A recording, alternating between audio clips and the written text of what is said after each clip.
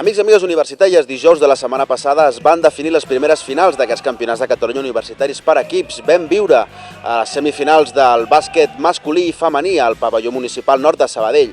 La primera semifinal es va jugar a les 9 del matí i va ser la semifinal femenina número 1 que va enfrontar la Universitat Autònoma de Barcelona contra la Universitat Politècnica de Catalunya. Finalment els verds es van imposar i van passar a la final per 56-42. La UAB va dominar el partit des del primer quart i a la meitat del partit es va anar amb un avantatge de 7 punts, 30-13. La Universitat Autònoma de Barcelona va saber contrarrestar la defensa en zona de la Universitat Politècnica de Catalunya amb tir exterior. Els verds van saber exercir una pressió molt forta seguida d'uns contraatacs frenètics amb un molt bon tir interior també. Destaquem la gran conducció d'una de les jugadores verdes que va saber controlar el tempos del partit en tot moment. Es tracta d'Irene Medel i també destaquem el gran joc interior d'una de les altres jugadores de la Universitat Autònoma de Barcelona, Mercedes Carrillo. Tot i que finalment la Universitat Autònoma de Barcelona es va acabar imposant per 14 punts, cal destacar el gran esforç que van fer les jugadores de la Universitat Politècnica de Catalunya. Des de l'organització volem destacar especialment l'esforç de la jugadora més destacada del conjunt blavenc, Míriam Tajarwerge. Tot i que la Universitat Autònoma es va acabar imposant per 14 punts al final del maig, cal destacar el gran esforç que van fer les jugadores de la Universitat Politècnica de Catalunya, que s'acomiaden d'aquest any de la competició, però que segurament que l'any que ve tornaran amb més forces que mai. La segona semifinal femenina es va jugar a la 1 del migdia al pavelló municipal nord de Sabadell. La Universitat de Girona es va acabar imposant 59-35 a la Universitat de Lleida. Les gironines van fer un primer quart fluix, després del primer quart perdien per 5 punts, però aquesta desavantatge la van acabar remuntant amb un gran segon quart, situant-se a 13 punts per sobre de les lleidatanes.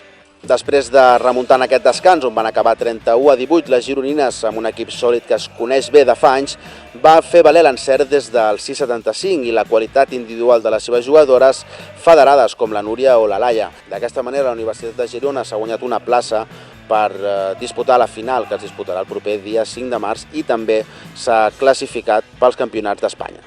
Pel que fa als nois, en les dues semifinals masculines, la igualtat ha estat palesa des del primer al quart en ambdós partits.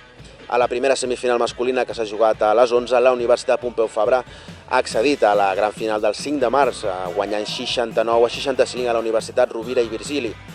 Un partit amb màxima igualtat on els contracops han esdevingut claus, ja que els dos equips defensaven en zona i d'aquesta manera han generat espais. Un últim gran quart dels de la Pompeu, amb triples de Vinyallonga i Òscar Heras, que amb 5 triples i 15 punts ha sigut un dels màxims anotadors del partit, ha servit per culminar la remuntada i d'aquesta manera s'han assegurat un lloc a la final del 5 de març. Màxima igualtat també en la segona semifinal masculina, que s'ha jugat a les 3 de la tarda en el pavelló municipal nord de Sabadell. La Universitat Politècnica de Catalunya finalment s'ha acabat imposant 68-63 a la Universitat Ramon Llull, amb un partit trepidant on els nervis han estat a flor de pell. La tàctica de la Universitat Ramon Llull ha sigut la d'intentar forçar faltes perquè la Universitat Politècnica de Catalunya fallés els tirs lliures i d'aquesta manera sortir el contraatac. Malgrat això, la remuntada no ha sigut possible i s'han acabat imposant els politècnics 68-63 i d'aquesta manera a la final del proper 5 de març que s'enfrontarà contra la Universitat Pompeu Fabra. Les finals, doncs, dels campionats de Catalunya universitaris per equips queden de la següent manera. A la Universitat Autònoma de Barcelona s'enfrontarà a la Universitat de Girona en noies, mentre que en nois la Universitat Pompeu Fabra ho farà contra la Universitat Politècnica de Catalunya.